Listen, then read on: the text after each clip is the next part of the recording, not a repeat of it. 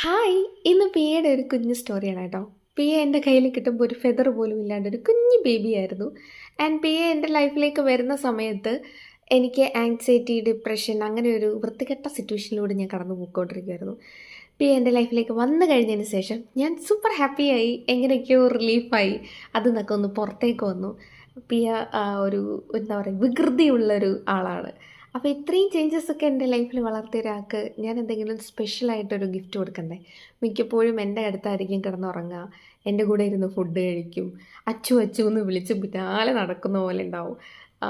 Super ഹാപ്പിയാണ് പിയ. Full time ആക്റ്റീവായിട്ടുള്ളൊരു ആംഗ്രി ബേർഡ്. അപ്പോൾ പിയയ്ക്ക് ഞാൻ വാങ്ങിക്കൊടുത്തൊരു കേജാണിത്. ഇത് അത്യാവശ്യം നല്ല വലുപ്പമുണ്ട്. അതിൽ കിടന്ന് കാണിക്കേണ്ട അഭ്യാസങ്ങളെല്ലാം കാണിക്കും. ഞങ്ങളൊരു കുഞ്ഞു തൊട്ടിലും കൂടി കെട്ടി വെച്ചിട്ട് കൊടുത്തിട്ടുണ്ട്. നൈറ്റ് ആകുമ്പോൾ മാത്രം അതിൽ കിടന്നാണ് ഉറങ്ങാറുള്ളത്. അപ്പോൾ ഇതൊക്കെയാണ് പിയുടെ വിശേഷങ്ങൾ.